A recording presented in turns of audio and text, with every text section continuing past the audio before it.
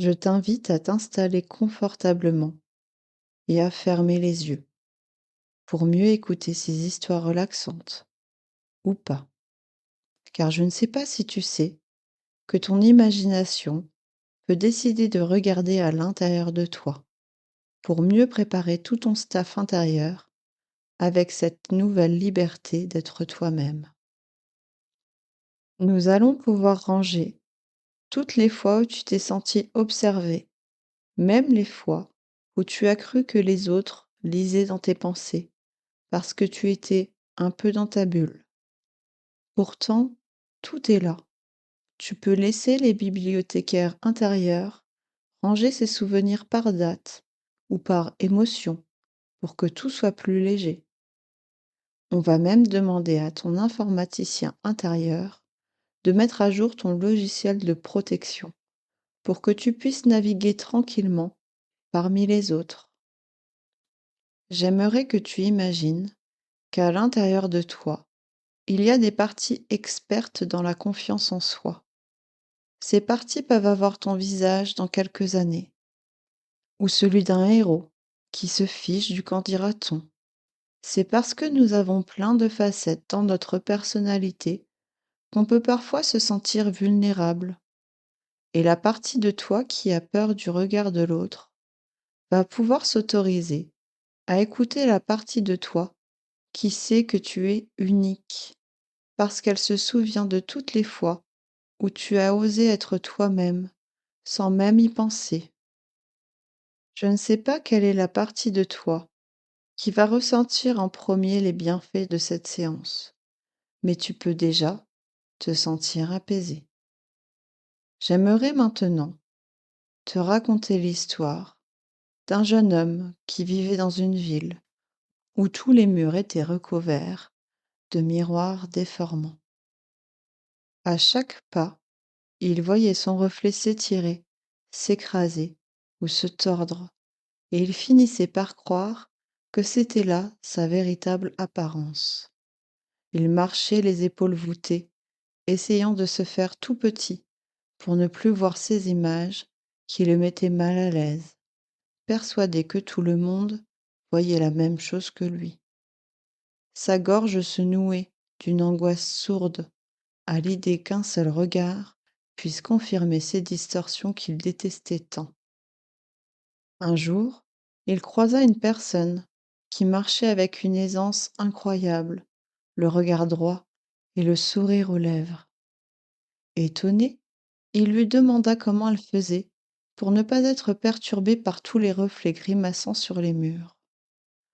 La personne s'arrêta, sortit une simple paire de lunettes de sa poche et la lui tendit, en lui expliquant que ces lunettes permettaient de voir la réalité, au-delà des surfaces réfléchissantes. Elle lui dit: «Les miroirs ne montrent que ce qu'ils sont, pas ce que tu es.» En chaussant les lunettes, il vit avec stupéfaction que les miroirs n'étaient que de vieux panneaux de métal ternis et que les gens autour de lui ne regardaient même pas les murs.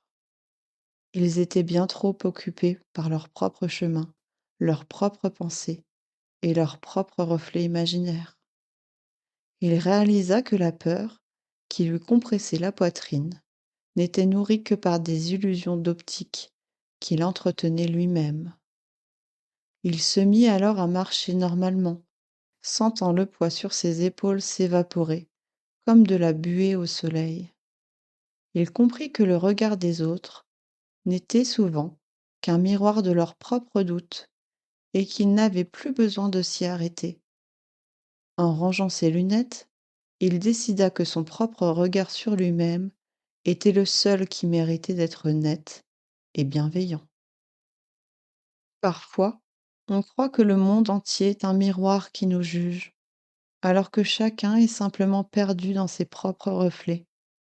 Tu as le droit de retirer ces lunettes déformantes pour voir que la pression que tu ressens appartient souvent plus à ton imagination qu'à la réalité des autres. J'aimerais maintenant te raconter l'histoire d'une jeune fille qui possédait des ailes magnifiques, dont les plumes brillaient d'un éclat d'argent dès qu'elle était joyeuse. Cependant, elle avait pris l'habitude de les cacher sous un manteau terne et trop grand pour elle, car elle craignait que l'éclat de ses plumes n'attire trop l'attention ou ne provoque des moqueries. Elle se sentait lourde et étouffée sous ce vêtement, mais la peur d'être trop différente la paralysait dès qu'elle songeait à l'enlever. Une après-midi, alors qu'elle s'était isolée dans un parc, elle aperçut un petit oiseau qui chantait avec une puissance incroyable, malgré sa petite taille et ses couleurs banales. Elle fut frappée par la liberté totale qui émanait de lui, alors qu'il ne se souciait absolument pas de savoir si les promeneurs appréciaient son concert ou non. Elle ressentit une pointe de jalousie, mêlée d'admiration, sentant ses propres plumes s'agiter douloureusement sous son manteau. L'oiseau vint se poser près d'elle et lui dit, dans le langage du vent: «Pourquoi caches-tu ta lumière, alors que le ciel est si vaste?» Alors elle lui expliqua sa crainte d'être jugée ou rejetée si elle se montrait telle qu'elle était vraiment. L'oiseau rit doucement et répondit: «Ceux qui critiquent le soleil ont simplement oublié comment fermer les yeux. Ton éclat ne blesse que ceux qui refusent de briller.» Encouragée, elle fit glisser son manteau au sol et déploya ses ailes d'argent qui illuminèrent instantanément les environs.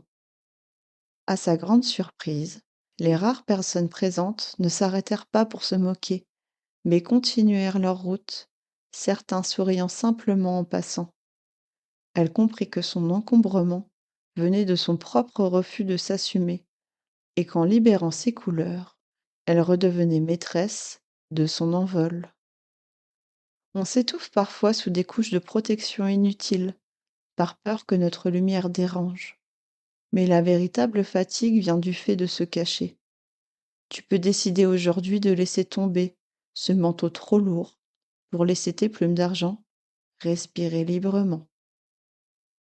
J'aimerais maintenant te raconter l'histoire d'un garçon qui jouait du violoncelle avec une passion dévorante, mais uniquement lorsqu'il était seul dans sa chambre. Il rêvait de partager ses mélodies, mais dès qu'il imaginait un public, ses mains redevenaient moites et son cœur s'emballait comme un tambour affolé. Il était persuadé que la moindre fausse note serait vécue comme une catastrophe nationale et que le jugement des autres briserait son instrument en 1000 morceaux. Un soir, il décida de descendre dans une station de métro très fréquentée, non pas pour jouer, mais pour observer un vieux musicien qui s'y produisait chaque jour. Il vit des centaines de personnes passer devant lui. Certains couraient, d'autres téléphonaient, d'autres encore semblaient tristes ou absentes. Le vieux musicien jouait avec une fermeture d'esprit totale aux distractions, comme s'il était seul dans une bulle de coton sonore. Le garçon s'approcha, à la fin d'un morceau, et lui demanda comment il faisait pour ne pas avoir peur du regard des autres. L'homme sourit et lui dit: «Je ne joue pas pour eux, je joue avec ma propre joie, et s'ils veulent s'y joindre, ils sont les bienvenus.» Il ajouta que la plupart des gens ne voient en nous que ce qu'ils cherchent en eux-mêmes, et que cela ne définit en rien la valeur de la musique. Le garçon sortit alors son violoncelle de son étui, s'installa sur un banc et commença à jouer, d'abord doucement, puis avec force. Il réalisa que sa peur était une corde trop tendue qui empêchait l'harmonie, et qu'en se concentrant sur son plaisir de jouer, le regard des passants devenait une simple toile de fond floue. Il se sentit enfin libre, comprenant que le talent n'a pas besoin de validation pour exister. Parfois on attend une permission invisible pour être soi-même, comme si les autres détenaient la clé de notre propre talent. Tu peux choisir maintenant de jouer ta propre musique, car le seul chef d'orchestre dont tu as besoin, c'est toi-même. J'aimerais maintenant te raconter l'histoire d'une jeune artiste qui travaillait sur une immense fresque dans une rue très passante. Elle passait des heures à peindre, mais chaque soir, elle recouvrait son travail d'un voile gris, terrifiée à l'idée que les passants trouvent son œuvre ridicule ou imparfaite. Cette peur créait en elle une tension constante qui lui faisait perdre le goût de créer, transformant sa passion en une corvée remplie de doutes et de frustration. Un jour, une femme s'arrêta devant elle, alors qu'elle s'apprêtait à cacher son travail une fois de plus. La femme lui demanda pourquoi elle dissimulait tant de beauté derrière un voile si triste et sans vie. L'artiste répondit qu'elle préférait ne rien montrer, plutôt que de risquer de voir une moue de dégoût ou d'entendre une critique acerbe sur son style. Elle se sentait prisonnière de l'opinion de parfaits inconnus. La femme, qui était architecte, lui proposa un exercice. Regarde ces gens. Chacun porte un sac à dos rempli de ses propres soucis.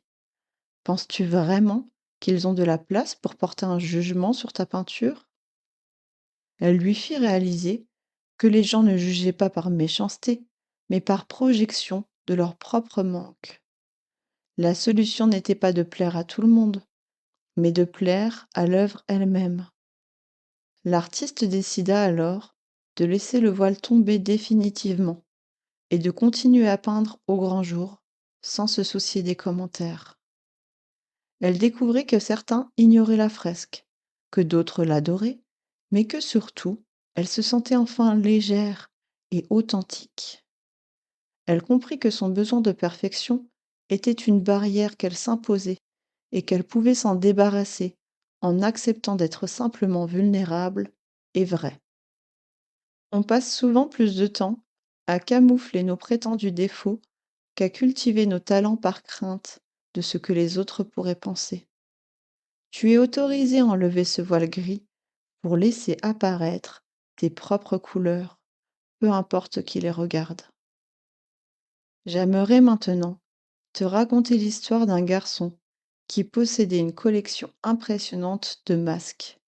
Un pour être drôle, un pour être sérieux, un pour être fort. Il changeait de visage selon la personne qu'il rencontrait, espérant ainsi être aimé et accepté par tous. Mais à force de porter ces masques, il avait fini par oublier les traits de son propre visage et ressentait un vide immense, une solitude profonde, même au milieu de la foule. Un soir de carnaval, alors qu'il portait son masque le plus sophistiqué, il se retrouva face à un vieux sage qui ne portait aucun déguisement. Le sage le regarda fixement et lui dit: C'est fatigant de porter le poids de tant de personnes à la fois, n'est-ce pas? Le garçon fondit en larmes derrière son plastique peint, réalisant à quel point il était épuisé de faire semblant et d'avoir peur que le masque ne glisse. Le sage lui expliqua que les gens qu'il aimait pour ses masques n'aimaient pas lui, mais une image, et que c'était pour cela qu'il se sentait si seul. La véritable connexion ne pouvait se faire que de cœur à cœur, sans artifice. Il lui conseilla de jeter ses masques un par un dans le feu de joie de la place du village pour retrouver sa propre identité et sérénité. Le garçon hésita, puis commença à ôter ses protections, sentant l'air frais sur sa peau pour la première fois depuis des années. Il fut surpris de voir que les gens ne s'enfuyaient pas, mais semblaient au contraire plus proches de lui, touchés par sa sincérité. Il comprit que le regard de l'autre n'était une prison que s'il lui donnait le pouvoir de définir qui il devait être. Vouloir plaire à tout le monde, c'est comme essayer de porter 10 vêtements les uns sur les autres. C'est lourd et ça empêche de bouger. Tu peux décider de simplifier tout ça en choisissant de n'être que toi-même. C'est bien plus léger. J'aimerais finir par te raconter l'histoire d'une jeune fille qui vivait dans un phare entouré d'une mer toujours agitée. Elle passait son temps à polir les vitres et à vérifier la lampe, car elle avait peur que si la lumière faiblissait, Les bateaux au loin penseraient qu'elle ne faisait pas bien son travail. Elle se sentait responsable de l'image qu'elle renvoyait aux marins qu'elle ne voyait jamais, s'épuisant dans une quête de reconnaissance invisible. Un matin de brouillard, une vieille navigatrice accosta sur son île et monta au sommet du phare pour la remercier. La jeune fille gênée commença à s'excuser pour la poussière sur les vitres, qu'elle n'avait pas eu le temps d'enlever. La navigatrice l'arrêta en riant. Nous ne regardons pas la propreté de tes vitres. Nous regardons simplement si la lumière brille pour nous guider. Elle réalisa alors que les autres n'avaient pas les exigences qu'elle s'imaginait et que la plupart des reproches qu'elle craignait n'existaient que dans sa tête. La vieille femme lui expliqua que le phare était là pour éclairer, pas pour être admiré sous toutes ses coutures. La solution, pour ne plus souffrir, était de se concentrer sur sa propre mission interne plutôt que sur le regard extérieur. La jeune fille apprit à se détendre, à profiter du bruit des vagues et à laisser un peu de poussière ici et là, sans que cela ne l'empêche de dormir.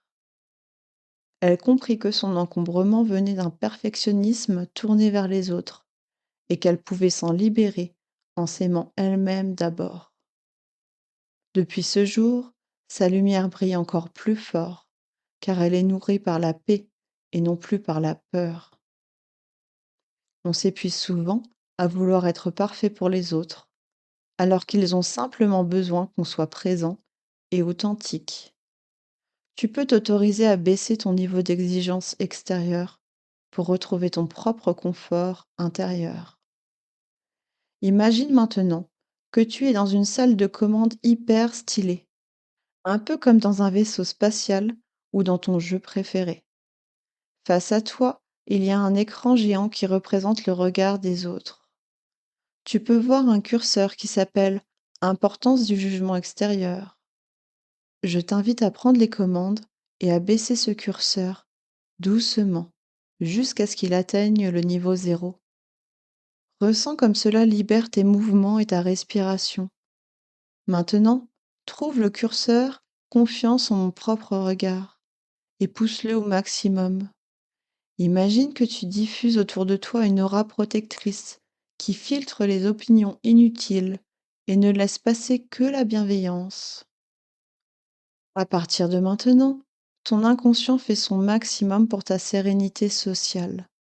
Il baisse la pression, règle les niveaux de confort en public et fait tout ce qu'il souhaite pour que tu te sentes à ta place partout où tu vas.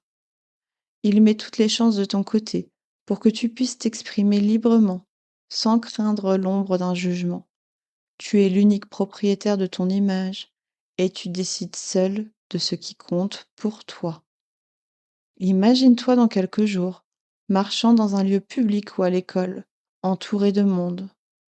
Ressens cette nouvelle sensation de légèreté dans ton corps, comme si tu avais enlevé un sac à dos rempli de pierres.